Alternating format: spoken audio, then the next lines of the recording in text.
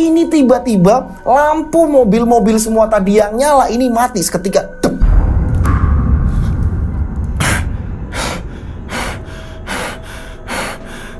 Ya loh, ini siapa ya? Ini siapa ya? Tiba-tiba Ropek mendengarkan suara orang menangis.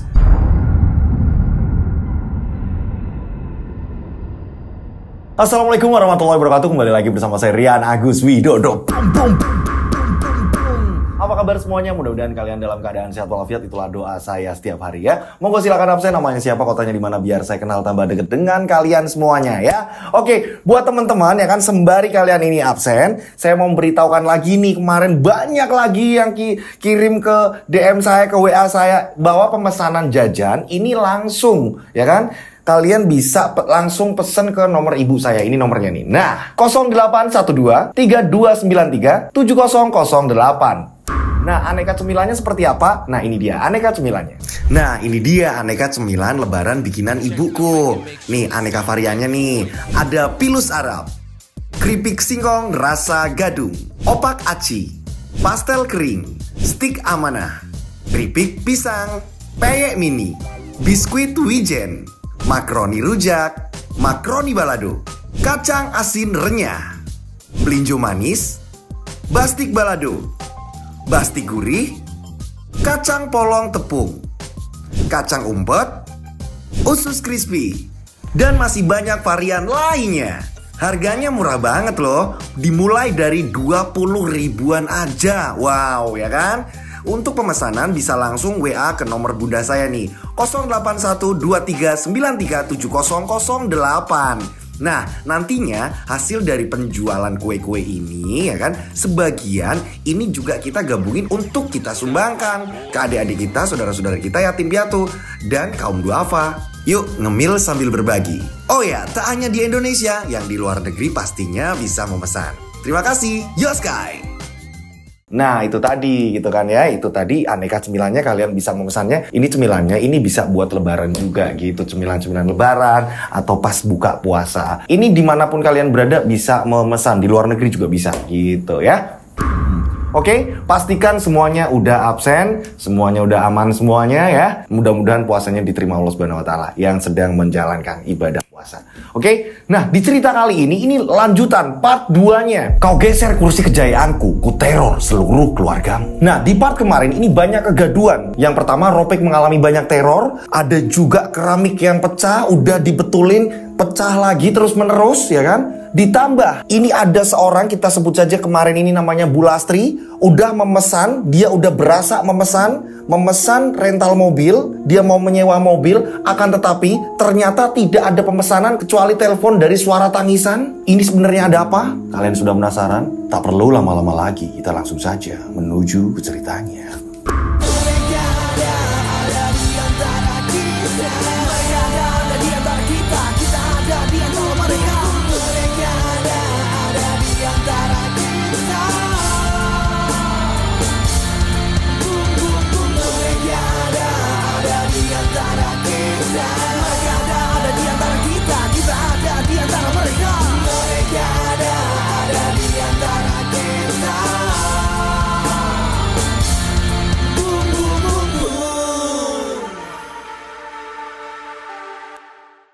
Buat teman-teman, saya sarankan nonton part 1-nya dulu, biar kalian ini paham, ya, paham dengan alur ceritanya, gitu, ya. Kita mulai ceritanya. Nah, pada saat itu Imam kebingungan ketika istrinya bilang keramik ini pecah, padahal udah dibetulin Ropek. Imam ini lagi mikir sebenarnya kontrakan ini ada apa. Akan tetapi, ya kan, sekali lagi dia ini lagi merintis usaha di situ yang baru, tempat baru. Jadi fokus dia, pokoknya nyari uang dulu.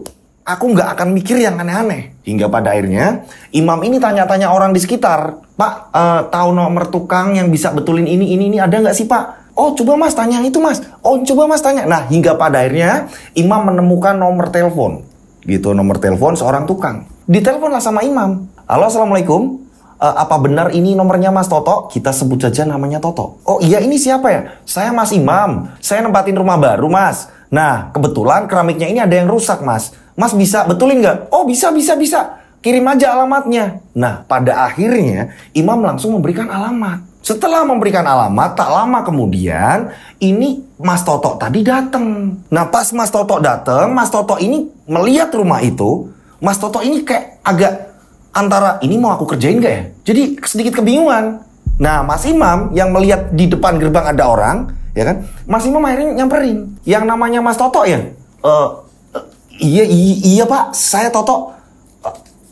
Betulin apa ya Pak? Jadi di dalam kamar istri saya, ini keramiknya selalu pecah. Mas Toto boleh ngecek dulu? Oh, kamar yang tengah ya? Mas Imam kaget lah. Kok tahu? Iya Mas Toto, kamar yang tengah. Mas Toto mau ngecek dulu? Iya boleh. Akhirnya Mas Toto ke dalam. Jadi raut wajahnya Mas Toto kayak seolah-olah ini kayak udah pernah betulin keramik itu. Akan tetapi Mas Toto nggak mau cerita. Mas Imam ini juga menduga-duga. Oh, Mas Toto kenapa dengan keramik itu Mas? Kayaknya Mas Toto kayak nggak asing dengan tempat ini dan Mas Toto kok tahu? Oh, iya ini memang harus dibetulin sih. Ini nanti bisa kok. Jadi yang namanya Mas Toto kayak menyembunyikan sesuatu. Nah, singkat cerita, akhirnya dikasih uang sama Mas Imam, belanja keramik dan dipasang. Sudah Mas ini, gitu kan? Setelah udah dipasang, Mas Toto pun ngomong, Pak Imam, ini sudah saya pasang. Oh gitu, gini Mas Toto. Mas Toto kira-kira kalau bersih-bersih gitu atau apa, kira-kira bisa atau gimana Mas? Nanti saya gampang nambahin. Bersih-bersih mana ya Pak? Jadi gini, di belakang ya kan, belakang rumah saya ini kan itu banyak ilalang banyak ya kan. Saya pengen dirapihin aja. Jangan dipindah-pindah karena memang yang dari punya kontrakan ini memang nggak memperbolehkan memindah barang-barang yang ada di situ. Nah itu ilalang-ilangnya udah banyak, tinggal dibabatin aja, bersihin biar kelihatan rapi. Bisa nggak Mas kira-kira bersih-bersih yang di belakang? Oh, kalau yang bagian belakang, kalau bisa cari yang lain aja Pak. Soalnya saya juga sebenarnya ada kerjaan lagi. Nah ini Toto, ini kenapa nggak mau bersihin halaman yang ada di belakang? Padahal Mas Imam bilang nanti saya tambahin. Akan tetapi dia bilang saya ada kerjaan lagi Pak. Nah disinilah akhirnya Mas Imam nggak berani memaksa. Oh yaudah Mas kalau gitu emang beneran nggak mau bersihin? Nggak Pak, yang lain aja ya. Nanti coba tanya sama tetangga-tetangga sini, mungkin ada orang-orang yang mau bersihin Pak. Kalau saya ada acara lagi soalnya Pak, ada keperluan lagi soalnya. Akhirnya Mas Toto setelah sudah mendapatkan uang upah, Mas Toto akhirnya pergi. Dek, coba dicek. Udah bener kan ini keramiknya? Oh, udah sih Mas, tapi kok ini ya Mas, aneh. Kemarin udah dibetulin. Nanti kayak gini lagi. Aneh, ini keramik. Ya mudah-mudahan ini awet. Sebenarnya Imam ini udah mulai tanda tanya. Ada apa di rumah ini? Nah, istrinya Imam ini ngomong lagi sama Imam. Mas, itu belakang mbok sekalian tadinya aku udah ngomong. Orangnya ini gak bisa. Ada urusan lagi. Yo Mas, aku kalau jemur-jemur pakaian ini ngeri Mas, takutnya ada ular atau apa Mas. Orang ilalangnya banyak kok. Itu kan kayak kebun Mas, itu udah gak kelihatan halaman malah Mas. Udah, nanti tak cariin. Yo pokoknya aku mau sekarang. Istrinya Imam minta dibersihin sekarang juga. Karena takutnya apa? Ilalang-ilalang itu, tumpukan-tumpukan di situ, ini takutnya ada ular atau apa, ada bebatuan-bebatuan juga, ngeri di bagian belakang itu. Nah, saat itu Imam akhirnya nyari lagi, bilang sama Ropek, Pek, kamu jaga, yo, kamu jagain nanti kalau ada apa-apa seperti biasa dicatetin, ya. Loh, sampean mau kemana tuh Mas? Saya mau nyari tukang lagi. Loh, tukang yang tadi? Nggak bisa katanya. Oh gitu ya Mas. Apa tak anuin aku? Nanti bingung nanti kalau ada orang yang nyewa atau apa nanti malah bingung. Yo Mas. Yowes Mas, hati-hati Mas. Akhirnya Mas Imam sendiri yang jalan. Karena apa? Mas Imam ini udah menugaskan Ropek ya kan untuk pencatatan keluar masuknya mobil gitu kan ya. Terus cuci mobil segala macem. Jadi Mas Imam ini nggak pengen dia ini pikirannya bercabang gitu kan. Nah singkat cerita, Mas Imam ini naik motor, muter-muter, hingga pada akhirnya Mas Imam ini sampai ke kampung sebelah. Di kampung sebelah, Mas Imam ini mampir ke warung. Jajan di situ sembari tanya, gitu. Nah, pedagang warungnya ini seorang laki-laki, Mas Imam pun nanya. Pak De numpang nanya, iya Mas, ada apa ya Mas? Saya ini kan penghuni baru, yo di kampung sebelah. Oh iya Mas, bisa saya bantu? Apa Mas? Saya ini butuh orang untuk bersihin rumput-rumput ilalang-ilalang bagian halaman belakang Pak De. Oh sebentar. Ponaan saya itu bisa. Ponaan saya ini sering disuruh orang-orang. Nah, akhirnya penjaga warung tadi manggil ponakannya. Datanglah ponakan Pak D tadi, si penjual warung ya, si pedagang warung. Kita sebut saja namanya Azam. Ini namanya Azam. Zam, sana Zam, itu ada job kamu buat bersih-bersih katanya. Oh iya Pak, saya mau Pak. Nah, Azam langsung ngambil peralatan, ya kan, gunting rumput, cangkul segala macem. Saya bawa motor sendiri aja Pak, nggak apa-apa. Nanti saya ngikutin motor dari belakang aja. Nah, akhirnya si Azam mau. Usia Azam ini kurang lebih 25 tahun. Jalanlah menuju ke rumahnya Mas Imam. Setelah itu Azam diajak ke belakang. Azam pun mengiyakan. Oh ini, yaudah saya kerjakan sekarang. Akhirnya Azam langsung di situ bersih-bersih. Rumput-rumput mulai dibersihkan sama dia. Ilalang-ilalang mulai dibabat sama dia. Tanah-tanah gundukan ini mulai dicangkul sama dia. Jadi bener-bener bersih, ya kan, bener-bener bersih pelan-pelan. Nah, pada saat itu karena memang halamannya ini agak luasan, istrinya Mas Imam ini bilang, Mas Azam, ini minumnya di sini ya. Oh, iya Bu, iya Bu. Imam kembali lagi nih. Imam kembali lagi langsung ke depan, nemuin Ropek. Pek, itu udah ada tukangnya. Oh iya Mas, orangnya gimana Mas? Mau itu babatin sebanyak itu? Mau kok. Mas Azam lagi bersih-bersih, istrinya Mas Imam ini ngomong sama Mas Imam, Mas anterin aku ke pasar yuk, ki belanjaan harus mulai dontek, udah mulai pada habis. Nah pada akhirnya Imam pun keluar, ngomong sama Ropek juga, Pek jagain yo, nanti kalau dia butuh apa-apa itu di belakang, itu nanti kamu layani. Oh yo Mas, siap Mas. Lah sampean mau kemana? Mau ke pasar. Mas Imam nganter istrinya naik motor, keluar dia. Gitu kan. Tak lama kemudian, kurang lebih setengah jam, ya kan, Mas Imam akhirnya balik lagi nih sama istrinya, ya kan, setelah dari pasar. Mereka langsung masuk ke rumah. Ropek juga lagi sibuk di depan, gitu kan, melewati Ropek juga. Nah, saat Mas Imam mau ngecek, gitu kan, kebutuhan tukangnya apa lagi, tanya, gitu kan. Nah, ini Mas Imam, ini kehilangan tukang itu. Mas Azam? Mas? Mas Azam? Mas? Apa itu? Tiba-tiba Mas Imam melihat di situ ada bercak darah. Kok ada darah? Dan saat dia mati, ini darah menetes. Akan tetapi, ini masuk ke dalam rumah, ya kan? Ini darah berhenti. Tak ada tetesan lagi. Kemana ini? Mas Imam langsung menuju ke depan. Tanya sama Ropek. Pek, tukang yang di belakang mana? Tadi bilangnya mau beli rokok ya Mas? Beli rokok? Itu udah tak beliin rokok loh. Ada cemilan-cemilan juga. Lah, gak ngerti Mas. Tadi bilang sama aku, Mas, aku tak nyari rokok dulu ya Mas. Hanya bilangnya seperti itu. Makanya saya bingung, masa Mas Imam gak beliin rokok? Pek, sini Pek, kamu lihat ke belakang. Pada saat Ropek ini diajak ke belakang, ini sepanjang perjalanan menuju ke halaman belakang, Imam ngomong, Pek, aku lihat tadi ada darah. Apa tukangnya itu kegores apa gitu, kena aret atau apa? Kena sabitnya atau gimana? Lah, gak ngerti aku Mas. Kayak baik-baik aja kok Mas. Mau bilangnya mau beli rokok. Ayo ke belakang. Loh. Pek, tadi di sini ada darah loh, Pek. Nah, ini masuk ke dapur ini, yang sebelah sini nggak ada, Pek. Tapi kenapa ini darah hilang, Pek? Nah, Mas Imam memastikan, manggil istrinya. Istrinya ini lagi nata-nata kan. Jadi ada lemari di situ untuk nata-nata kayak belanjaan-belanjaan. Mas Imam manggil istrinya. Dek, sini, Dek. Kamu tadi bersihin apa, nyiram-nyiram apa gitu gak? Di tanah ini, bagian ini ke arah sana. Enggak kok Mas, aku masih ini betul-betul ini kok. Emang kenapa toh Mas?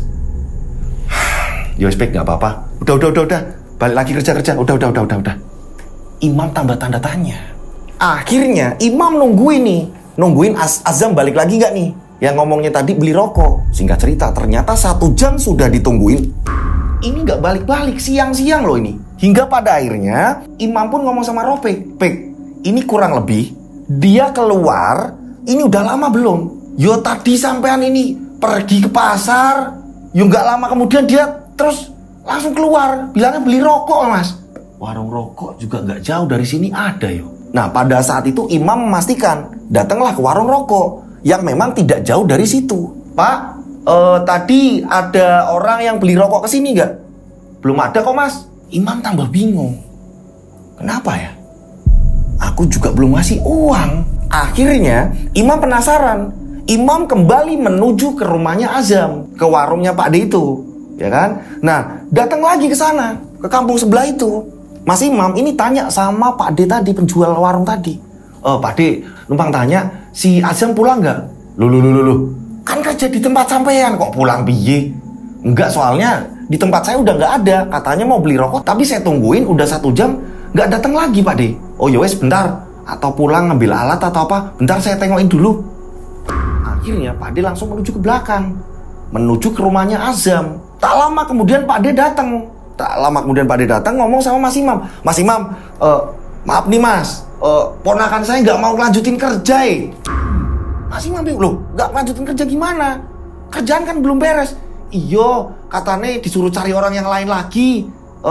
Nggak ngomong apa-apa kok, dia cuma ketakutan. Nggak, soalnya gini Pak De, saya ini tadi lihat ada bercak darah, takutnya kenapa-napa, apa dia ini kena pisau atau apa segala macam. Saya takut. Ponakan saya malah bilang nggak mau lagi kerja di situ. Kok aneh? Ya udah Pak De, kalau memang dia nggak mau lanjutin kerja Pak De, ini ada uang buat dia. Saya kan belum ngasih upah. Oh yo, terima kasih. Nah, pada saat itu Imam ini pulang sambil bingung nih, perjalanan menuju ke rumah. Ini bingung. Ini kenapa Azam nggak lanjutin lagi? Terus Pak De penjual warung itu bilang kalau Azam lagi ketakutan. Nah, kenapa? Ada apa ini? Singkat cerita, Imam lagi bingungan, ya kan? Imam pun jelasin sama istrinya. Imam jelasin ketika istrinya ini tanya, Mas lah itu kok kurang rapi? Udah, orang dia ini ada urusan juga, makanya aku juga bingung. Gimana sih orang dikasih kerjaan, bukannya diberesin malah kayak gini setengah-setengah. Udah wis Dik, nanti tak cari lagi. Sore harinya ada kejanggalan lagi. Bu Sumirah kembali datang. Dan datangnya ini setiap menjelang mau maghrib. Selalu seperti itu. Bu Sumirah datang, Assalamualaikum, Waalaikumsalam. Imam langsung tanda tanya lagi, ini kenapa orang gak percayaan sama saya? Kenapa harus dikontrol terus? Kan saya ngontrak di sini jadi risih. Bu Sumirah bilang, maaf yang ganggu, biasa saya pengen jalan-jalan ke rumah ini keliling-keliling. Iya Bu, monggo silahkan. Bu Sumirah datang, masuk ke dalam rumah. Istrinya Imam pun sampai ngomong sama Imam, Mas kok kesini terus itu orang? Kayak gak percaya, udah gak apa-apa. Bu Sumirah keliling. Dan pada saat itu dia berhenti tepat di depan kursi goyang lagi. Berhenti sejenak di situ. Setelah itu dia tidak lanjut jalan. Lanjut jalan akhirnya dia menuju ke halaman. Loh Mas. Imam langsung datang. Ya Bu, gimana Bu? Ini ukiran kok dipindah sebelah sini aja naruhnya. Jangan dipindah-pindah. Yo, oh iya Bu, iya. Maaf Bu. Tadi soalnya lagi bersihin, istri saya ini mau jemur-jemur pakaian, takut Bu ilalangnya banyak. Oh gitu. Lain kali jangan dibetul-betulin ya. Seadanya aja udah. Bu Sumirah memesanin kayak gitu. Ngasih pesan seperti itu. Mas Imam bilang, bukannya hanya kursi itu aja Bu. Yo enggak. Ini yang udah tertata kayak gini udah. Biarkan saja. Setelah selesai maghrib, Bu Sumirah pulang. Imam jadi berpikir, ini ngapain sih? Kok aneh emang, ini paling kegeser juga dikit. Mas, kamu mikirin apa? Istrinya masih nggak apa-apa deh. Imam tambah tanda tanya dengan rumah kontrakan itu. Nah, singkat cerita, keesokan harinya, Imam ini keluar dari rumah nih, keluar dari rumah halaman, dia ini mau beli rokok. Jadi kurang lebih ini jam 9 pagi. Imam ini keluar, dia ke warung rokok yang tak jauh dari rumah. Gitu, ya kan? Om, beli rokok Om. Oh iya, gimana Mas Imam? Di situ enak nggak? Ya enak lah. Imam beli rokok. Om, numpang duduk-duduk di sini ya. Yo Mas Imam, nggak apa-apa. Nah, nggak lama kemudian, om penjual rokok tadi ini ikut duduk-duduk juga nih, nemenin Mas Imam. Nah, om penjual rokok tadi ini tanya ke Mas Imam. Mas Imam kalau tak amat-amatin kok kayak lagi mikirin opo gitu Mas. Iya sih Om. Saya bingung. Bingung kenapa? Om, kalau boleh tahu nih. Ini dulu rumah ini bekas apa sih Om? Soalnya ini saya nempatin itu rumah kayak aneh Om. Saya juga sepi. Orang-orang yang nyewa sini ya kan, ini udah mulai jarang. Harusnya ini kan tempat strategis, lebih strategis dari tempat saya yang dulu. Sewanya juga murah. Apa sih Om? Ini rumah ini dulunya apa? Kalau itu piye yo ceritanya? Saya ini juga sama kayak Mas Imam. Saya pendatang juga gitu ya. Tapi saya tahu kalau rumah itu udah lama kosong. Gak ditempatin itu udah lama. Setahu saya itu. Nah, ada juga pembeli ya kan, warga-warga sini juga selalu ngingetin saya. Kalau ada mangga jatuh yang ada di pekarangan itu, di halaman rumah itu, jangan pernah diambil. Itu pesan dari warga. Makanya saya bingung. Lah nanti itu pada berceceran di jalanan kan kotor jalanan airnya. Tapi yo nanti ada yang mengutin, disingkirin. Itu ada. Petugas-petugas itu ada. Cuma saya di sini dipesenin sama warga sini nggak boleh ngambil. Itu aja yang saya tahu, Mas. Akhirnya Mas Imam bingung kan? Kok aneh? Ada apa ini dengan rumah ini? Semakin tanda tanya. Ya udah Om, kalau gitu saya masuk dulu. Oh ya Mas Imam. Mas Imam balik lagi. Masih memikirkan. Saat itu juga dia berhenti di depan pohon mangga itu. Mas Imam liatin pohon mangga ini. Gak ada apa-apa, ini mau pohon mangga ya. Wajarnya pohon mangga biasa. Besar banget enggak. Terlalu kecil juga enggak. Nah, udahlah. Tak lama kemudian handphonenya Mas Imam ini berdering. Ya kan? Handphone Mas Imam berdering. Saat itu ternyata yang telepon adalah gurunya Mas Imam. Jadi Mas Imam ini punya guru ngaji. Kita sebut saja namanya Pak Yai Holik. Pak Yai Holik ini telepon. Diangkatlah sama Mas Imam. Assalamualaikum Imam. Waalaikumsalam Pak Yai. Gimana kabarnya Pak? Baik. Ada apa Pak Yai? Tumben telepon. Gini Mam, kalau bisa ya, lusa itu ke tempat saya. Ajak istri dan karyawan kamu. Ada apa Pak Yai? Ada selamatan, ada syukuran. Datang ya, lusa. Ya sore-sore lah ya, habis asar. Datang ke tempat saya. Oh iya Pak Yai, siap. Nanti saya datang ke sana. Telepon ditutup. Nah akhirnya Imam ngomong sama istri dan Ropek. Imam ngomong sama istri dan Ropek ya kan, bahwa nanti lusa sore kita diundang di acaranya Pak Yai Holik. Ada acara syukuran. Singkat cerita, tibalah hari itu. Mereka akhirnya bertiga berangkat dengan menggunakan mobil. Sesampainya di tempat Pak Yai Holik ternyata udah ramai, banyak orang berdatangan di situ. Nah Pak Yai Holik pun nyambut si Imam. Imam, Assalamualaikum Pak Yai. Waalaikumsalam. Mari duduk. Kumpullah di situ jadi satu. Acara di situ dimulai, ya kan? Setelah selamatan syukuran udah selesai, ya kan? Ini ternyata syukurannya anaknya Pak Yai Holik ini kayak diangkat jabatan. Jadi ada syukuran di situ. Nah, setelah selesai secara syukuran, Pak Yai Holik ini ngomong sama Imam, "Mam, kok cuma bertiga? Mbok dijak semua. Kalau kesini tuh diajak semua." Loh, ya emang tak ajak semua kok Pak Yai. Loh, itu kan ada yang di rumah, masa iya ditinggal disuruh bersih-bersih sih? Maksud Pak Yai? Iya, masa ada yang ditinggal toh? Itu di rumah kan ada. Nah, Pak Yai Holik, dia ini kayak punya mata batin. Dia ini tahu, dia ngerti bahwa siapa lagi penghuni-penghuni yang ada di situ. Tiba-tiba Pak Yai Holik ngomong seperti itu. Itu yang di rumah aku nggak diajak. Satunya Ropek siapa? Joni Pak Yai. Nah, iya. Si Joni kok nggak diajak? Malah disuruh bersih-bersih di rumah. Saat itu Imam juga langsung ngomong, "Loh, Joni lagi di kampung Pak Yai. Joni lagi di kampung, dia ini sakit, belum berangkat lagi." Oh, berarti saya ini salah lihat. Imam tambah bingung. Akan tetapi, karena memang di situ ada acara sedang ramai juga gitu kan ya. Imam juga nggak pengen nakut-nakutin istrinya, begitu juga dengan Ropek. Sebenarnya Imam juga sudah mulai ada tanda tanya. Si Joni kan lagi di rumah. Dan tak lama kemudian ini ada tamu-tamu lagi. Akhirnya kepotong. Obrolan itu terpotong. Singkat cerita akhirnya pamitan. Sepanjang perjalanan menuju ke rumah, Ropek ini nanya, "Pak Yai Holik itu bilang gimana sih Mas? Orang Joni ini lagi sakit kok belum berangkat. Kok bilang di rumah suruh bersih-bersih. Apa jangan-jangan Joni udah pulang ya Mas? Kita nggak ngerti nih Mas. Jangan-jangan Joni udah pulang, kita ini ke tempatnya Pak Holik Mas." Oh, bisa jadi kayak gitu. Setelah sampai di rumah ya kan, ternyata enggak. Rumah masih gembokan gitu kan, yang digembok dari luar. Dan nggak mungkin Joni bisa masuk ke situ. Dan dicek ke dalam rumah nggak ada Joni. Joni belum datang. Mas Imam memastikan. Telepon Joni. Yang ngangkat keluarganya Joni. Dengan mengatakan Joni masih nggak enak badan. Belum fit untuk berangkat. Singkat cerita, keesokan harinya. Ini pada malam hari, ya kan. Pada malam hari kurang lebih jam 11:30. Tengah malam nih ya kan. Ini si Sari, ya kan. Yang udah tidur. Sampingnya juga Imam. Ini Sari kebelet pipis. Nah pada saat Sari kebelet pipis ya kan, Sari ngomong sama Imam, "Mas, aku kebelet pipis Mas, anterin Mas." Orang di rumah kok takut. Terang semua, lampu juga banyak. Itu Ropek juga masih begadang pasti. Yo. Akhirnya si Sari, istrinya Imam, dia menuju ke toilet. Nah setelah menuju ke toilet, dia kencing nih ya kan, udah pipis selesai, dia keluar dari toilet. Tak lama kemudian saat dia baru melangkah, kaki ini kan dia menginjak keset kan ya. Dia menginjak keset, dia baru melangkah 2 langkah. Tiba-tiba dia dikagetkan. Ini ada suara.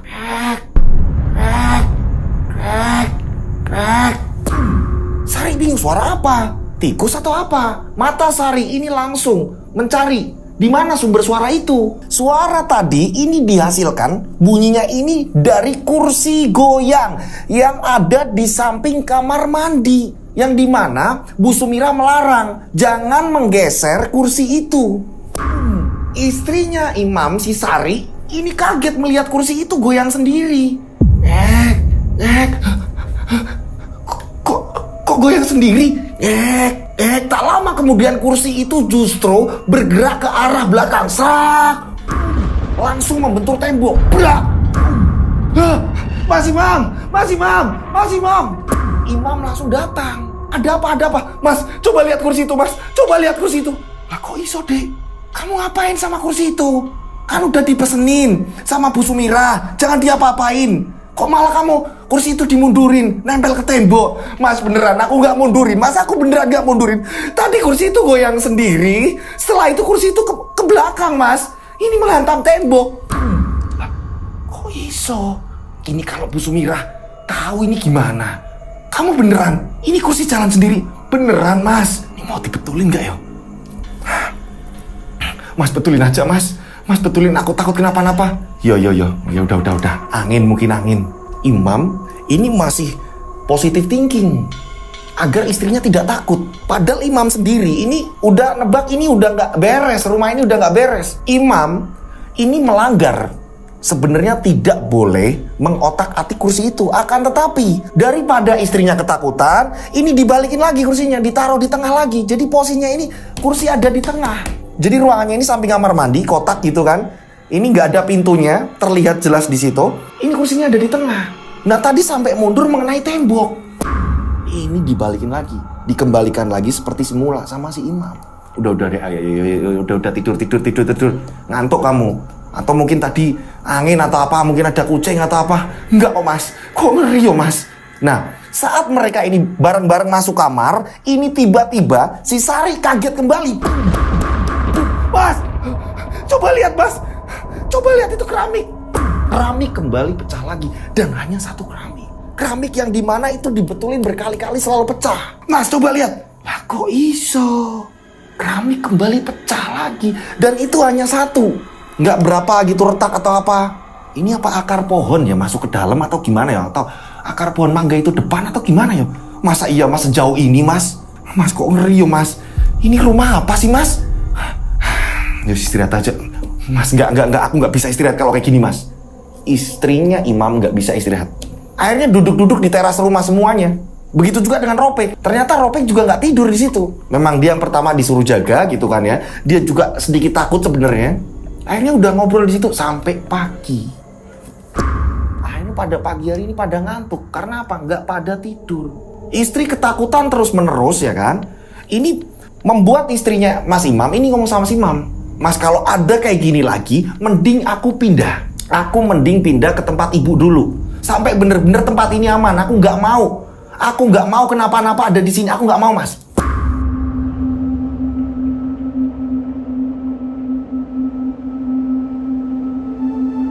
Malam selanjutnya nih, ya. Malam selanjutnya ini malam-malam si Sari udah tidur. Ya. Ini nggak tahu kenapa tiba-tiba si Sari bermimpi. Tiba-tiba ada seorang kakek-kakek, dia menggunakan peci hitam dan pakaiannya ini kayak pakaian silat, kayak pakaian Betawi gitu. Kalian lihat pakaian Betawi seperti apa? Nah, seperti ini kurang lebih. Nah, ini tiba-tiba jalan kaki dengan menggunakan tongkat. Jalan kaki, ini di mimpinya Sari melihat dengan jelas kakek-kakek itu menuju ke kursi goyang. Dan setelah di kursi goyang itu, si kakek ini langsung duduk dan mengundurkan kursi itu. Bener-bener dipepetin sama tembok. Ini sama kayak apa yang udah pernah Sari lihat. Mas, ada kakek-kakek. Mas, ada kakek-kakek duduk di kursi goyang, Mas. Mas. Bangun Sari. Bangun. Mas, kamu mimpi apa? Mas, aku lihat ada kakek-kakek. Ini pakai peci, dia bawa tongkat. Pakaiannya ini kayak orang Betawi, Mas. Pakaiannya itu hitam-hitam gitu, Mas. Terus dia ini jalan menuju ke belakang. Terus dia duduk di kursi goyang. Terus kursi goyang itu dimundurkan dia sendiri, Mas. Itu kakek-kakek, Mas.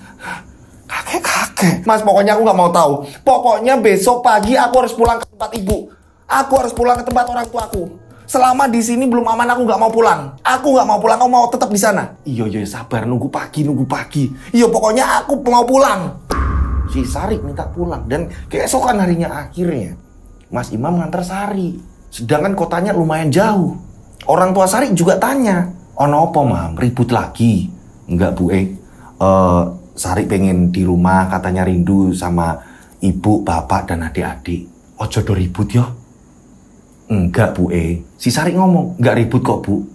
Tenan, ibu enggak mau denger kalian ini ada ribut-ribut. Enggak bu, beneran saya dan Sari enggak ada ribut-ributan bu. Beneran, ibu tenang aja. Doain biar usaha saya lancar. Ya wis mam, jangan lupa sholat. Nggih bu.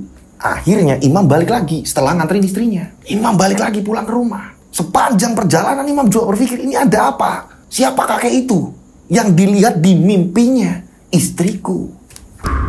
Nah, sebelum sampai rumah, Imam kepikiran. Ini kan kalau diterusin gangnya ke tempat Joni. Aku sekalian, aku mau jenguk Joni. Joni kenapa nggak datang-datang? Ada apa ini? Nah, hingga pada akhirnya Imam menuju ke rumah Joni. Imam kaget ketika parkir mobil, Joni di situ sedang nyapu halaman. Imam langsung turun dari mobil kan. Joni, mas, kok datang ke sini mas? Loh, kamu itu gimana sih? Kamu kan udah sehat, kenapa nggak langsung balik lagi? Kasihan si Rope. Udah mas, ini mas, duduk dulu mas. Akhirnya disuruh duduk, ada teras di situ kan ya. Joni menyuruh Imam untuk duduk. Mas Imam duduk dulu mas, tak bikinin minum mas. Nah nggak lama juga kakaknya juga datang gitu kan ya, bapaknya juga datang, Pak salaman juga, Mas salaman, ya kan. Setelah itu Joni datang, keluarga akhirnya pada masuk. Joni ngomong sama Imam, Mas, maafin aku mas, bukannya aku malas kerja mas, sebenarnya aduh gimana cara ngomongnya ya mas. Nanti kalau aku ngomong, nanti kamu pemikirannya gimana mas? Enggak, kamu ngomong aja, kenapa kamu nggak berangkat? Sedangkan kamu itu udah sembuh. Kasihan si Ropek, dia jaga sendiri apa-apa sendiri. Dibantu sama supir itu pun kadang kalau ada yang nginep, kalau nggak mereka pulang. Kamu itu gimana sih John? Orang nyari kerjaan itu susah. Duh iya yo. Jadi gini mas, aku sempet sakit mas. Aku itu sempet sakit, tapi ternyata penyakitku itu nggak disebabkan dari penyakit biasa mas. Maksudmu apa? Aku itu sempat kesurupan di rumah mas. Sampai bapakku manggil kiai mas. Kiai? Kamu sampai dipanggilin kiai? Iya mas, aku ditempati sampean itu mas. Ini boleh percaya, syukur. Gak percaya, yo itu yang aku harapkan. Sampean akhirnya gak takut tinggal di situ. Apa? Kamu mau cerita apa? Kamu cerita. Cepat cerita. Sampai ingat mas, waktu malam-malam sampean main catur sama Ropek. Ingat gak mas? Terus aku tidur, ya. Itu aku jelas-jelas mas pengen ngeti sampean sama Ropek. Pengen ngingetin, tapi aku itu dalam keadaan yang memang memejamkan mata. Tapi aku lihat jelas, aku pengen ngingetin kalau mainnya itu gak usah keras-keras. Ngomong obrolannya ini gak keras-keras, jangan kenceng-kenceng. Karena apa? Ternyata mas, itu aku kaget. Ada kakek-kakek keluar dari dalam rumah mas. Dia melotot ke arah kalian. Nah, gak tahu kenapa ya, karena aku ini mau mengingatkan kalian berdua ini gak bisa. Kakek-kakek ini justru malah mencekik aku mas. Kakek-kakek. Terus bentuknya kayak apa kakeknya? Dia pakai peci hitam mas. Pakaiannya ini serba hitam ya. Terus pakai kaos putih. Pakaiannya ini dibuka loh mas. Dalamnya ini kaos putih. Terus pakai celana hitam. Dia bawa tongkat. Itu tongkatnya itu disenderin. Setelah itu dua tangannya ini langsung cekik aku mas. Aku itu mau ngasih tahu ke sampean ya, biar nggak berisik karena udah malam. Tapi ini susah mas. Jadi kakek-kakek itu merasa terganggu. Itu mas. Setelah itu aku ini bener-bener badan kerasa pegel semua mas. Dan gak hanya itu mas, aku lihat sendiri pas aku mau kencing. Pernah itu mas, aku mau kencing ke belakang, kursi itu bolak-balik maju mundur mas. Kursi goyang mas. Kursi goyang tua itu bolak-balik maju mundur mas. Aku mau ngomong, takutnya nanti pada ketakutan. Apalagi Mbak Sari. Itu mas. Setelah itu aku ngerasa badan bener-bener gak enak, demam. Aku bener-bener mau ngomong, ini takut mas. Kakek-kakek itu juga kayak ngancem aku. Kayak nggak boleh untuk ngomong. Nah pada akhirnya aku ini sempat kesurupan mas di rumah. Sakit-sakit terus menerus. Aku ngomong sama masku. Yo, kalau Mas Imam telepon, bilang saja aku lagi sakit, nggak usah menceritakan panjang lebar. Takutnya Mas Imam dan keluarga, Ropek juga, ini nanti di sana ketakutan. Itu aku mesenin keluargaku itu mas. Dan kiai itu mas, yang nyembuhin aku juga bilang, di situ ada penunggunya mas. Nah ini akhirnya aku udah mendingan mas. Gini aja mas, alangkah baiknya sampean mending cari karyawan yang lain dulu. Nanti kalau sampean ada project apa lagi atau apa-apa segala macam, aku ikut sampean. Tapi nggak di tempat itu, di tempat lain aku mau. Joni bilang seperti itu. Imam ini masih bengong mas. Aku ngomong kok bengong sih mas. Mas Imam. Iya John. Sebenarnya aku tadi itu habis nganterin istriku. Istriku juga melihat kakek-kakek itu. Apa yang kamu lihat? Ini sama persis yang dilihat istriku. Nah kan mas, ternyata bukan aku aja mas. Itu kakek-kakek dari mana itu mas? Tua banget belum? Tapi ngeri, mukanya itu ngeri mas. Ya toh mas, terus istrimu bi mas? Dia minta pulang. Dia minta pulang ke orang tuanya. Dia juga nggak mau tinggal di situ selama rumah itu masih neror. Tapi kok aneh yo. Dan yang aneh lagi John, keramik dalam rumah itu lagi-lagi pecah, lagi-lagi pecah. Padahal aku udah manggil tukang. Tukang juga nggak ada yang mau bersihin halaman belakang. Aneh lagi nih John, setiap menjelang maghrib, Bu Sumirah, pemilik kontrakan itu pasti sering datang. Yo berapa hari sekali lah. Nanti dia duduk, dia terus liatin kursi goyang itu. Setelah maghrib selesai dia pamit pulang. Terus kayak gitu John. Yo Thomas, ada apa-apa mas? Ada nggak beres dengan kontrakan itu mas? Pantes we mas, ilalang banyak, harga murah, orang nggak ada yang berani nempatin. Itu mas, aku mikirnya itu mas. Udah gini aja, pokoknya kalau sampean punya project lagi panggil aku, tapi jangan di tempat itu. Yo wes John, nanti gampang tak nyari karyawan lagi buat ngantiin kamu. Yo mas, maafin aku yo mas. Bapak ibuku nggak ngizin kok mas. Yo wes aku tak pamit. Akhirnya pamit sama bapak ibunya. Bapaknya pun ngomong, nah Imam, maafin Joni ya, nggak bisa ikut lagi. Joni udah cerita kan? Nggih pak, udah pak. Ya udah kalau gitu saya pamit dulu pak. Akhirnya Imam pun pamit pulang. Akhirnya ya kan Imam melanjutkan perjalanan pulang. Singkat cerita, sampai di rumah ini udah habis isak pas. Habis isak pas kurang lebih jam 7:30 ya kan. Imam kaget. Kagetnya kenapa? Rumah ini gelap. Loh, halaman rumah gelap. Ini Ropek gimana sih? Lampu gelap semua kayak gini. Nanti kalau ada pelanggan mau balikin mobil atau pelanggan mau nyewa mobil, ini gimana? Kok bisa gelap kayak gini? Apa konslet? Aku masuk. Akhirnya Imam masuk. Ropek, pintu rumah nggak dikunci. Ropek, kamar Ropek ditengok kan? Nggak ada juga. Mana ini bocah? Dinyala-nyalain, lampu nyala. Lampu kok nggak dinyala-nyalain kayak gini sih? Ini bocah kemana sih? Dicari. Ke belakang ya kan, ke dapur, nggak ada, kemana ini? Setelah itu Imam ini kaget ketika melihat ke arah kamar mandi, pintu ngebuka. Ropek ini pingsan di dalam kamar mandi. Ropek. Akhirnya Imam langsung masuk ke dalam kamar mandi. Pek, kamu kenapa Pek?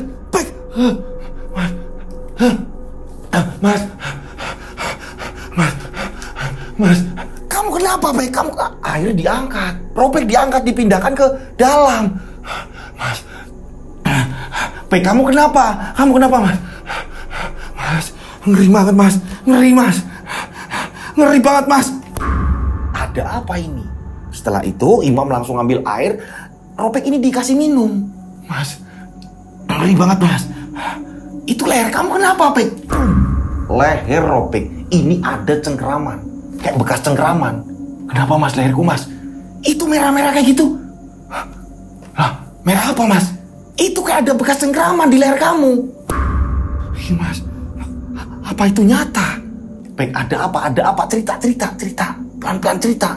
Ropek pun akhirnya cerita. Mas, sebelum maghrib, Bu Sumirah itu datang mas. Iya terus, dia ini tanya mas.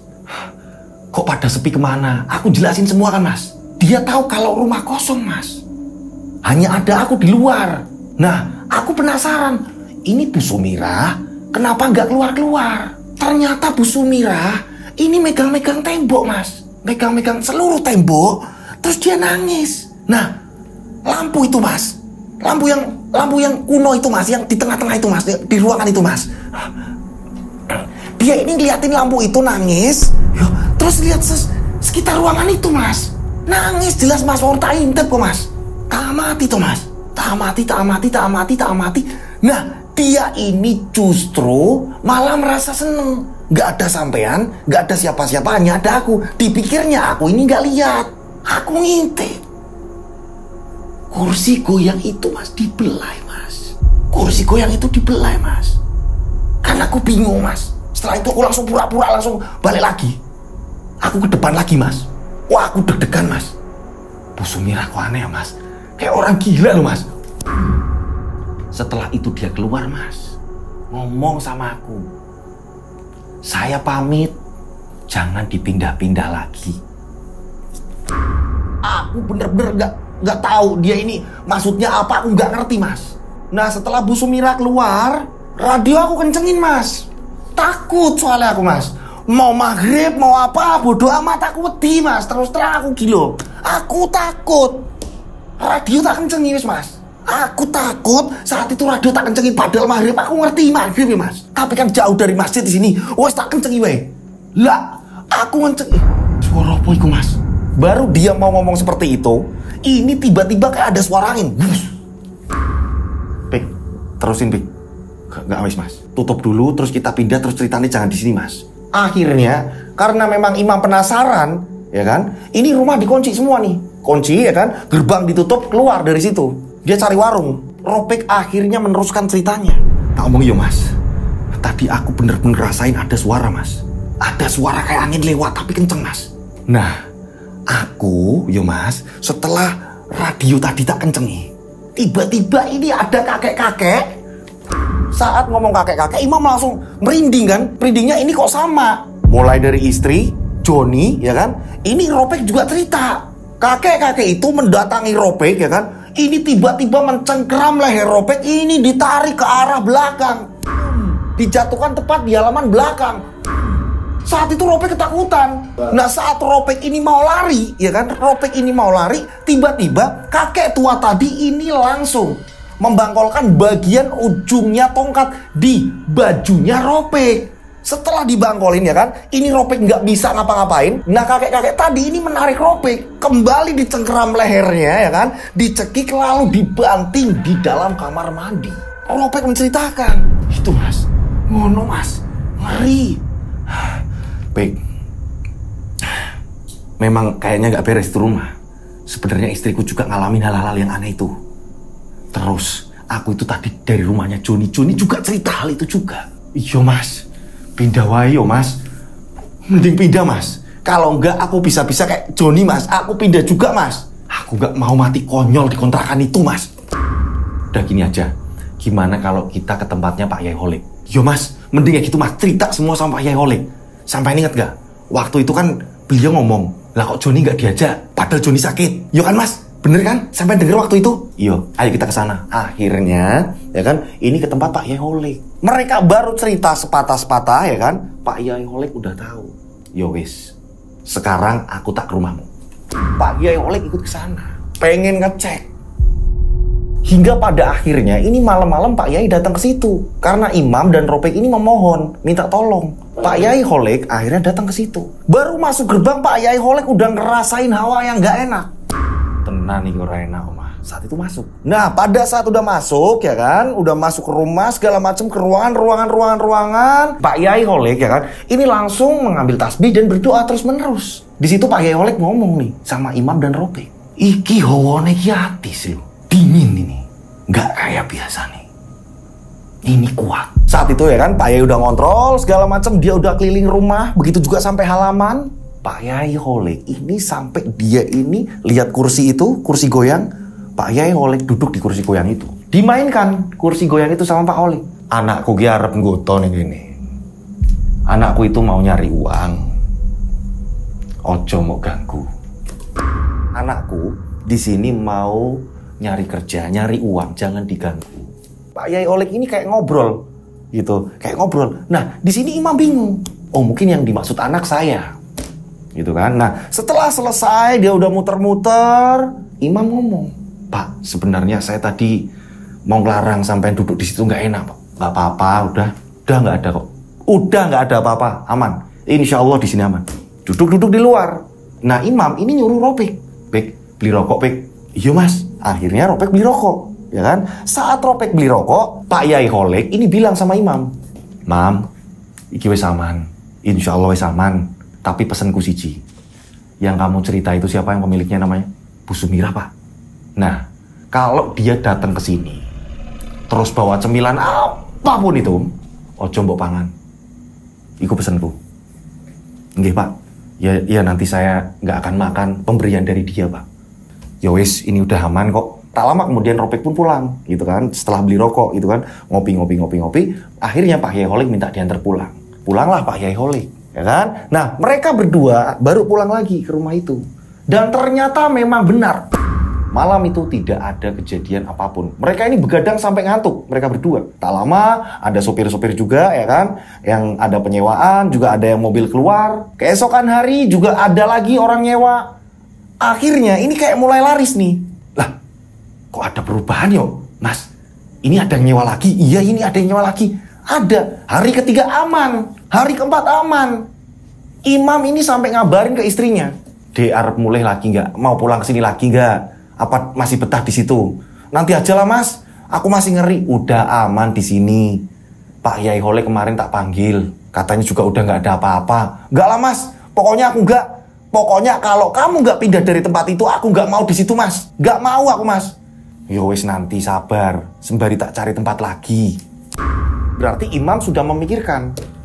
Akan tetapi bertolak belakang dengan hatinya sebenarnya. Karena apa? Ini kenapa jadi rame penyewaan? Imam juga ngomong, menjelaskan ke istrinya juga. Aku sih pengen pindah deh. Ini lewat telepon ya. Ini aku pengen pindah, akan tetapi ini kok lancar jadinya orang nyewa. Bimbang lah. Tapi memang udah nggak ada apa-apa.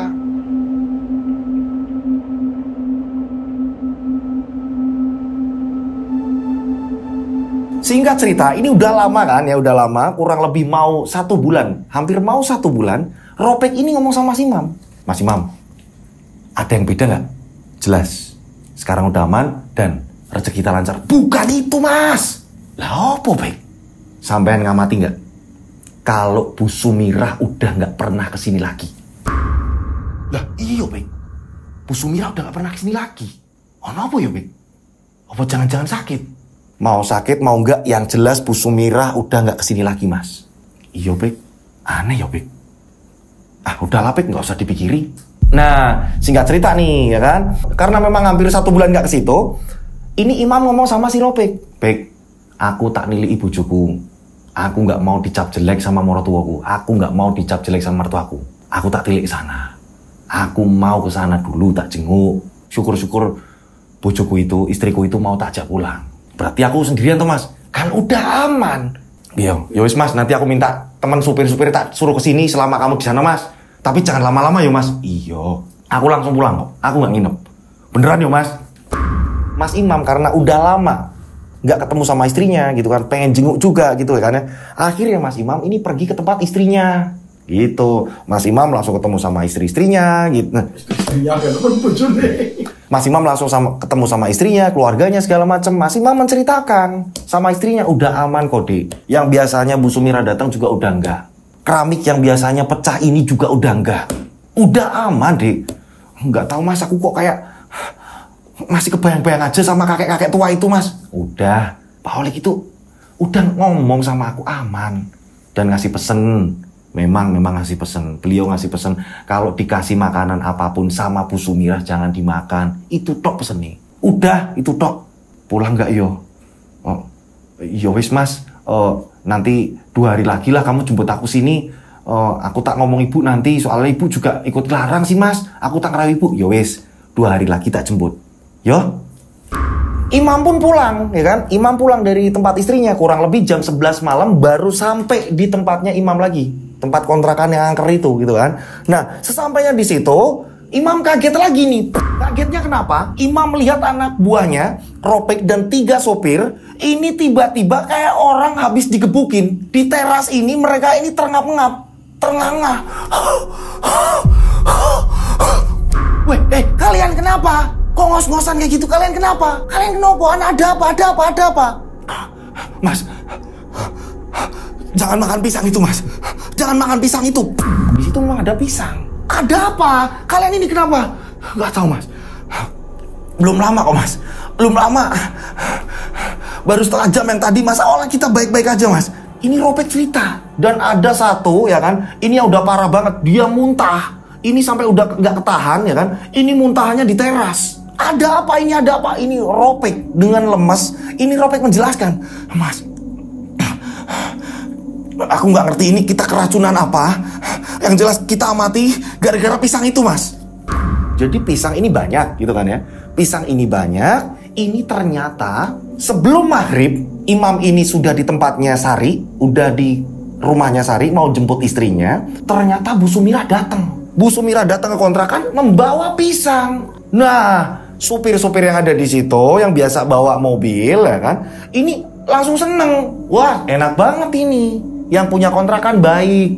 Ya, ini pisang dimakan. Sopir-sopir akhirnya langsung makan pisang itu. Begitu juga dengan Ropek. Ropek ikut makan juga. Memang di sini saat Pak Yai Holek ngasih tahu, pada saat itu Pak Yai Holek ngasih tahu ke imam ya kan, apapun yang terjadi kalau Bu Sumirah datang ke situ ngasih makanan jangan dimakan. Nah, pada saat itu Ropek kan lagi beli rokok ya kan, jadi dia nggak tahu berita itu dan imam sendiri lupa ngasih tahu ke Ropek. Inilah terjadinya seperti itu. Semua keracunan. Nah, Ropek pada saat itu masih janggal. Masa iya gara-gara pisang ini aku dan teman-teman kayak gini? Iya, makan lagi. Ternyata tambah parah.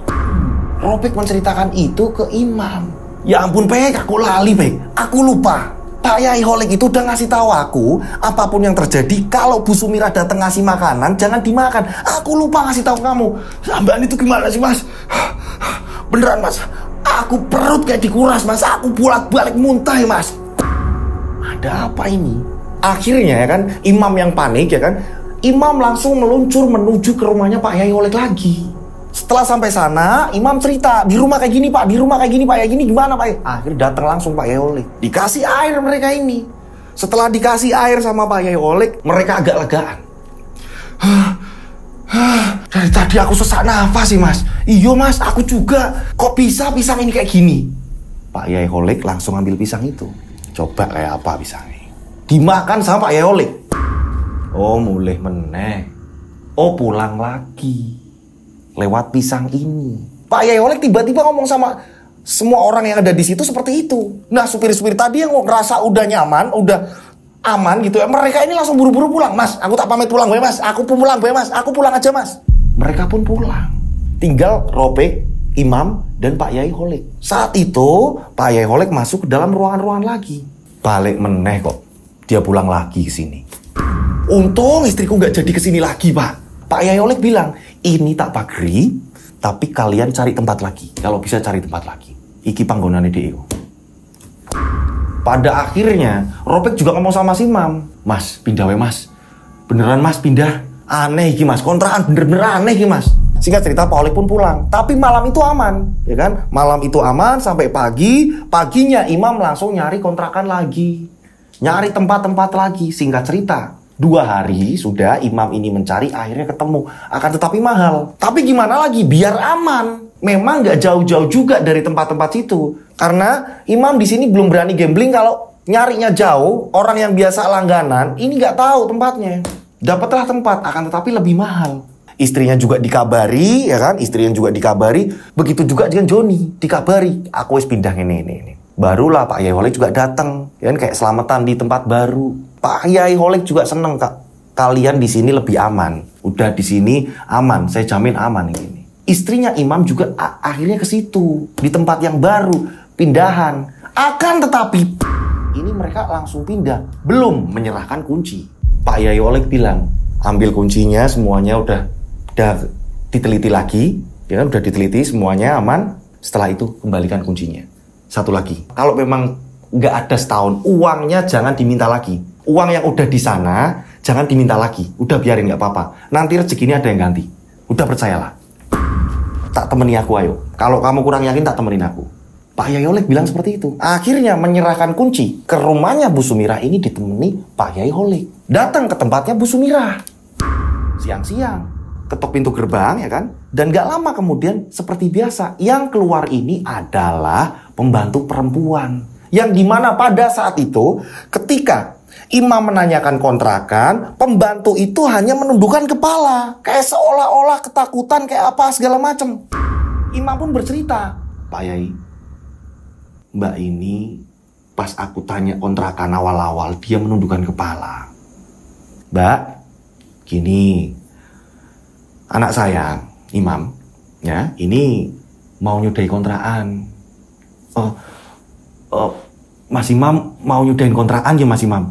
Iya Mbak, kebetulan ada tempat lagi dan memang saya joinan sama teman Mbak, disuruh pindah Mbak. Saya malah seneng Mas kalau Mas Imam ini pindah. Tiba-tiba pembantunya bilang seperti itu. Loh, emang kenapa Mbak? Gak apa-apa. Ibu di mana Mbak? Ibu lagi ziarah, jadi saya nggak bisa manggilin. Terus ini saya ngasih pesannya ke ibu gimana Mas? Ya udah, kasih pesan ke ibu aja. Saya nggak ngelanjutin dan saya tidak meminta uang sisanya. Walaupun itu bulannya kan masih Mbak, masih berlanjut. Nggak apa-apa, sisanya nggak usah saya ambil. Saya ikhlas Mbak. Nah, kalau boleh tahu Mbak, itu sebenarnya rumah itu sejarahnya gimana Mbak? Saya nggak mau cerita. Pembantunya itu ketakutan. Nah, ibu di mana Mbak? Biar saya tanya. Jangan Mas, jangan. Ibu juga lagi ke makam almarhum suaminya Mas. Ya udah, sebenarnya ada apa? Saya nggak mau cerita Mas. Beneran Mas, saya takut Mas. Nah, Pak Yai Holek bilang, Mbak, tenang. Justru kalau Mbak cerita, ini di kemudian hari tidak membahayakan orang, nggak apa-apa Mbak. Udah cerita aja. Saya jamin nggak apa-apa. Kalau Mbak kenapa-napa, kayak saya Kiai Holek ya kan, saya tinggalnya di sini. Saya yang tanggung jawab Mbak. Akhirnya pembantunya itu cerita. Pembantunya ini dengan rasa ketakutan dia cerita. Jadi dekat-dekat gerbang ada pos penjagaan gitu kan ya. Ini sudah lama nggak dipakai juga karena kayaknya nggak ada yang jaga di situ. Ini belakang pos itu ada kursi. Mereka duduk di situ, duduk di rumahnya Bu Sumirah. Rumahnya Bu Sumirah ini malah jauh lebih bersih karena memang dirawat, ditempati ya kan. Dan nggak ada bau-bau horor angker itu nggak ada. Rumahnya bersih, bahkan tamannya ini bagus sekali. Disitulah mbak-mbak pembantu di situ, asisten rumah tangganya Bu Sumirah cerita. Awalnya ketakutan, Pak Yai Holek ini memberi air. Ceritanya lancar. Akhirnya mbak-mbak pembantu itu, asisten rumah tangganya Bu Sumirah ini cerita. Jadi gini Mas, dulunya itu Bu Sumirah punya suami. Suaminya itu udah almarhum. Dulu Bu Sumirah dan suaminya itu mereka ini hidup susah. Suaminya ini namanya Pak Arjono. Kita sebut saja namanya Pak Arjono ya. Nah, pembantunya ini cerita lagi. Jadi dulunya mereka ini miskin. Suami Bu Sumirah ini kerjaannya hanya pemahat kayu. Pantas saja pas saya di situ saya melihat rumahnya itu banyak ukir-ukiran. Sampean tahu kan Mas Imam? Oh, iya saya lihat ada ukir-ukiran banyak di situ. Yang di belakang rumah di halaman itu banyak sekali. Nah itu Mas, itu peninggalan almarhum Bapak. Saya kerja di situ, saya nggak berani ngomong apa-apa Mas. Saya nggak berani gimana-gimana karena saya emang butuh uang. Saya butuh kerja. Saya nggak ngerti apa-apa. Nah, setelah itu Mas, ini ukir-ukiran nggak laku-laku. Mereka ini kebingungan. Nah, saat itu Pak Arjono bilang sama Bu Sumirah, Bu, aku tak pergi. Aku mau pergi dulu. Kapanpun harinya aku pulang, pokoknya aku pulang. Kamu gak usah nungguin aku. Pak Arjono itu punya kursi goyang Mas, kursi kayu. Oh iya Mbak, bener. Itu kursi kesayangan, itu tempat kesayangannya. Kalau habis makan, duduk-duduk di situ. Nah, ini berapa tahun baru pulang. Tapi kondisinya, ini bener-bener kurus. Rambutnya ini panjang brewokan. Kondisinya ini kurus. Malah terlihat seperti kakek-kakek. Yang pertama, dia langsung menduduki kursi goyang kesayangannya. Pak Arjono tadi ini cerita sama Bu Sumirah. Katanya dia lelakon ilmu yang nantinya bakalan menjadi kaya. Saya itu takut Mas. Nah saya ini diancam sama Pak Harjono. Kalau saya ini keluar dari rumah ini, saya pindah dari rumah ini, maka sanak saudara saya, anak saya, ibu bapak saya bakalan ditumbalkan. Saya diancam seperti itu terus menerus. Makanya saya takut. Pada akhirnya ukir-ukiran ini rame, banyak yang pesen. Ada yang pesen joglo, ada yang pesen pintu kusen segala macam. Banyak yang pesen mas. Akan tetapi Pak Harjono itu sayang sekali dengan kursi goyang itu. Satu lagi dia suka dengan buah pisang. Berjalannya waktu mas, nggak tahu kenapa Pak Harjono ini ngomong sama istrinya. Bu, bapak harus ngelakoni sekali lagi tapi kok berat bu. Bu Sumirah, karena sudah tergiur dengan kekayaan segala macam pada saat itu. Anehnya Bu Sumirah ini malah mendukung mas. Nah saat itu ternyata Pak Harjono ini tidak kuat lakon dan meninggalnya tahu mas. Persis itu di halaman belakang mas. Yang ada tumpukan ukir-ukiran itu mas. Pak Harjono meninggal di situ. Nah ada yang lebih ngeri mas. Ada yang lebih ngeri. Bu Sumirah itu bilang ke saya, kalau Pak Harjono itu masih hidup, masih tetap hidup, hanya Bu Sumirah yang bisa lihat mas. Bu Sumirah bilang seperti itu ke saya mas. Makanya saya ini bingung mas. Untungnya saya ini nggak tahu kenapa saya ini belum pernah diliatin mas. Karena saya di situ fokus kerja tulus, nggak pengen yang aneh-aneh. Akan tetapi warga-warga sekitar katanya sering diliatin mas. Nah ada yang lebih parah lagi mas. Pak Harjono saat meninggal ini kan mau dikafani mas. Keluarga juga pada datang mau dikafani. Anehnya sudah ganti kain kafan berkali-kali. Ini kain kafan ini nggak cukup mas, selalu kurang. Di bagian kaki ini selalu kurang. Sudah diukur, kurang lagi, sudah diukur, kurang lagi. Akhirnya dari pengurus masjid, kelurahan segala macam ini ngomong, coba dibungkus pakai sajadah. Barulah itu dimakamkan mas. Kain kafan ini dipotong berkali-kali ini gak cukup terus. Warga-warga sekitar pada ngomong, iki lelakon. Iki lelakon, udah jelas ini lelakon. Setelah itu dimakamkan. Barulah bisa dimakamkan mas. Nah kata Bu Sumirah ya, ini selalu bilang ke saya waktu masih di situ. Delok kas bapak teko, siapin pisang. Pantas saja saat itu Bu Sumirah ya kan, ini kan membawa pisang ke situ yang makan Ropik dan supir-supir yang lain pada keracunan semua gitu kan ya. Ini ternyata pisang itu cara untuk memanggil kembali Pak Harjono.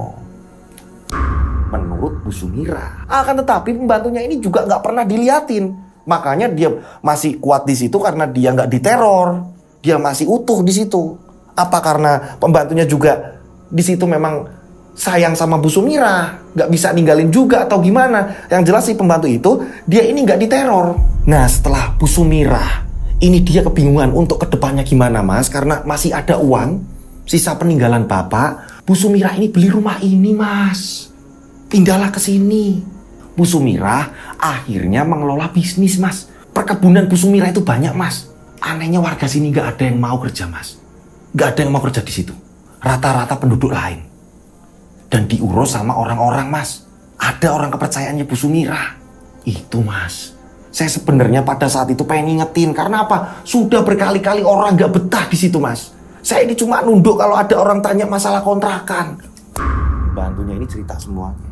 Setelah udah selesai cerita, pembantunya bilang, ini saya gimana mas? Saya udah cerita kayak gini. Aman gak mas? Aman. Pak Yai Holik tiba-tiba menenangkan, aman mbak. Bu Sumirah nggak tahu kalau mbak cerita, percaya.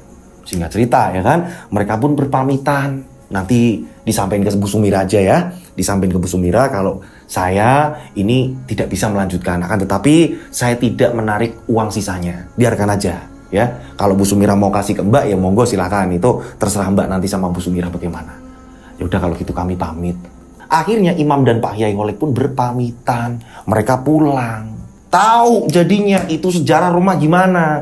Ternyata pemilik dulunya ini, suaminya Bu Sumirah ini Pak Harjono namanya. Dia lelakon ilmu pesugihan ya kan. Dan ada satu tahap lagi dia nggak kuat. Yang berakhir tragis meninggal. Tapi Bu Sumirah yakin bahwa Pak Harjono ini masih hidup terus-menerus menemaninya. Dan memang di sini ada sedikit kayak gangguan jiwa juga Bu Sumirah. Nggak tahu itu halunya dia atau gimana, atau dia ini juga lelakon juga. Yang jelas si pembantunya ini tidak menceritakan secara detail gitu loh. Menceritakannya hanya Pak Harjononya saja. Hingga pada akhirnya di tempat barunya Imam ini lebih sukses. Berjalannya waktu, istrinya Imam juga hamil akhirnya gitu. Sukses akhirnya, tanpa halangan rintangan lagi gitu. Nah, akhirnya cerita pun selesai gitu. Dan rumah itu konon kabarnya nggak ada yang ngontrak. Memang kosong. Memang dikosongkan sampai detik ini. Gitu ya. Itulah kisah dari pengalaman seseorang yang pindah ke tempat baru. Ternyata tempat baru itu rumah yang bisa dikatakan angker. Angkernya ini dikarenakan oleh penghuninya sendiri. Gitu ya, penghuni pertama, pemilik pertama gitu. Di sini banyak edukasi bagus, yang bagus diambil, yang baik-baik diambil, yang buruk dibuang, ditinggalkan. Karena apapun yang terjadi, yang namanya pesugihan itu di kemudian hari atau dalam waktu jangka dekat, panjang segala macam, ini efeknya mengerikan gitu ya. Jadi jangan sampai kita tergiur dengan yang namanya pesugihan gitu. Itu pesan saya. Oke, nah, saya mengucapkan banyak terima kasih buat pengirim cerita ini. Saya mohon maaf kalau ada salah-salah kata dalam saya bercerita gitu. Nah, buat teman-teman di rumah yang punya pengalaman misteri, pengalaman horor, yang pengen dibagikan, pengen diceritakan, caranya gampang sekali. Kalian bisa langsung kirim ke DM Instagram saya @dodosinjo, atau kalian bisa kirim ke nomor WhatsApp saya, oke? Nah, caranya ngirim gimana? Kalian ketik per paragraf atau per kalimat, kirim. Ya, ketiknya seperti ini, lihat ke layar, coba. Nah, oke. Nah, diketik nama yang mau disamarkan mana atau nggak disamarkan, jelas. Konfliknya seperti apa, awalnya dikirim gitu kan, per paragraf, per kalimat gitu kan. Nah, bawahnya lagi juga sama, ya kan. Ini teror hantunya seperti apa, bentuk hantunya seperti apa, jelas, detail gitu. Penanggulangannya seperti apa, ya kan, penutupnya seperti apa, jelas gitu, ya, oke. Kirimnya kemana? Kalian bisa kirim ke DM Instagram saya @dodosinjo, atau kalian bisa kirim ke nomor WhatsApp saya 085870433336. Tiganya 4 kali, saya ulang. 085870433336. Tiganya 4 kali, oke. Nah, seperti biasa dikasih nama dan nama kota agar tidak ketumpuk dengan WhatsApp lain gitu ya. Ini tujuannya juga nanti saya akan memasukkan nomor-nomor kalian di grup WhatsApp gitu. Ketika YouTube ini terlambat memberitahu tayangan, dengan kalian masuk ke grup, nanti kalian akan mendapatkan tayangan pertama langsung dari handphone saya gitu ya. Akhirnya selesai juga ya. Saya berdoa mudah-mudahan penikmat channel Rian Agus Widodo ini selalu dilindungi Allah Subhanahu wa taala. Dijauhkan dari mara bahaya. Amin. Yang lagi menunaikan puasa ini mudah-mudahan puasanya lancar, diberi keberkahan gitu kan ya. Panjang umur, sehat selalu. Amin. Akhir kata, saya Rian Agus Widodo. Ada Mas Lutfi, ada Mas Adi, ada Mbak Rita yang bertugas malam ini mengucapkan wassalamualaikum warahmatullahi wabarakatuh. Mereka ada di antara kita. Mereka ada di antara kita. Subscribe channel Rian Agus Widodo, kisah misteri. Mereka ada di antara kita. Nyalakan lonceng, notif, tinggalkan komen, share. Mereka ada di antara kita. Mereka ada di antara kita. Kita ada di antara mereka. Mereka ada di antara kita. Mereka ada di antara kita. Mereka ada di antara kita. Kita ada di antara mereka. Mereka ada di antara kita.